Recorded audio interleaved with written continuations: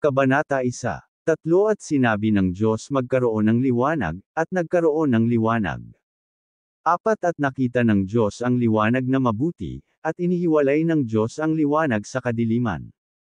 5 At tinawag ng Diyos ang liwanag na araw, at tinawag niya ang kadiliman na gabi. At nagkahapon at nagkaumaga ang unang araw.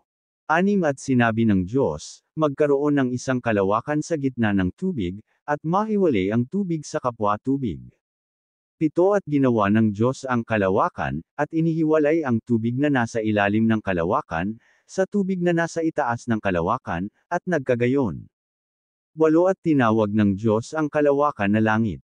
At nagkahapon at nagkaumaga ang ikalawang araw. 9 At sinabi ng Diyos, mapisan ang tubig na nasa silong ng langit sa isang dako, at lumitaw ang katuyuan, at nagkagayon. 10 At tinawag ng Diyos ang katuyuan na lupa, at ang kapisanan ng tubig ay tinawag niyang mga dagat, at nakita ng Diyos na mabuti. 11 At sinabi ng Diyos, sibulan ang lupa ng damo, pananim na nagkakabinhi, at punong kahoy na namumunga ayon sa kanyang pagkakahoy, nataglay ang kanyang binhi sa ibabaw ng lupa, at nagkagayon. 12 At ang lupa ay sinibulan ng damo, pananim na nagkakabinhi, ayon sa kanyang pagkapananim, at ng punong kahoy na namumunga, nataglay ang kanyang binhi, ayon sa kanyang pagkakahoy, at nakita ng Diyos na mabuti. 13 At nagkahapon at nagkaumaga ang ikatlong araw. 14 At sinabi ng Diyos, magkaroon ng mga tanglaw sa kalawakan ng langit upang maghiwalay ng araw sa gabi, at maging pinakatanda, at pinakabahagi ng panahon, ng mga araw at ng mga taon. 15 At maging pinakatanglaw sa kalawakan ng langit, upang tumanglo sa ibabaw ng lupa, at nagkagayon. 16 At nilikha ng Diyos ang dalawang malaking tanglaw, ang malaking tanglaw ay upang magpuno sa araw, at ang maliit na tanglaw ay upang magpuno sa gabi, nilikha rin niya ang mga bituin. 17 At mga inilagay ng Diyos sa kalawakan ng langit, upang tumanglo sa ibabaw ng lupa. 18 At upang magpuno sa araw at sa gabi, at upang maghiwalay ng liwanag sa kadiliman, at nakita ng Diyos na mabuti. 19 At nagkahapon at nagkaumaga ang ika-4 na araw.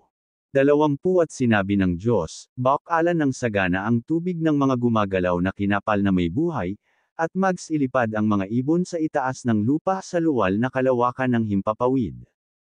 21 At nilikha ng Diyos ang malalaking hayop sa dagat, at ang bawat may buhay na kinapal na gumagalaw, na ibinukal na sagana ng tubig, ayon sa kanikanyang uri at ang lahat na may pakpak na ibon, ayon sa kanikanyang uri, at nakita ng Diyos na mabuti.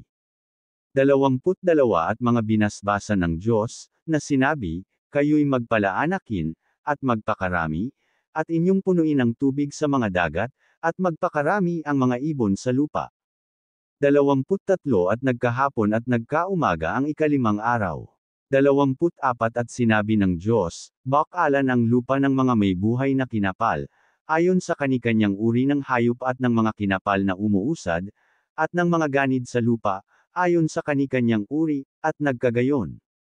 25 At nilikha ng Diyos ang ganid sa lupa ayon sa kanyang uri, at ang hayop ayon sa kanyang uri, at ang bawat umuusad sa ibabaw ng lupa ayon sa kanikanyang uri, at nakita ng Diyos na mabuti. 26 At sinabi ng Diyos, lalangin natin ang tao sa ating larawan, ayon sa ating wangis, at magkaroon sila ng kapangyarihan sa mga isda sa dagat, at sa mga ibon sa himpapawid, at sa mga hayop, at sa buong lupa, at sa bawat umuusad, na nagsisiusad sa ibabaw ng lupa. 27 At nilalang ng Diyos ang tao ayon sa kanyang sariling larawan, ayon sa larawan ng Diyos siya nilalang niya sila na lalaki at babae. 28 At sila'y binasbasa ng Diyos, at sa kanila'y sinabi ng Diyos, kayo'y magpalaanakin, at magpakarami, at kalatan ninyo ang lupa, at inyong supalan, at magkaroon kayo ng kapangyarihan sa mga isda sa dagat, at sa mga ibon sa himpapawid, at sa bawat hayop na gumagalaw sa ibabaw ng lupa. 29 At sinabi ng Diyos, narito, ibinigay ko sa inyo ang bawat pananim na nagkakabinhi, na nasa ibabaw ng balat ng lupa, at ang bawat punong kahoy na may bunga ng punong kahoy na nagkakabinhi, sa inyo'y magiging pagkain. 30 at sa bawat hayop sa lupa, at sa bawat ibon sa himpapawid, at sa bawat nagsisiusad sa ibabaw ng lupa na may buhay ay ibinigay ko ang lahat na pananim na sariwa na pinakapagkain, at nagkagayon. 31 At nakita ng Diyos ang lahat ng kanyang nilikha, at, narito, napakabuti. At nagkahapon at nagkaumaga ang ika-6 na araw.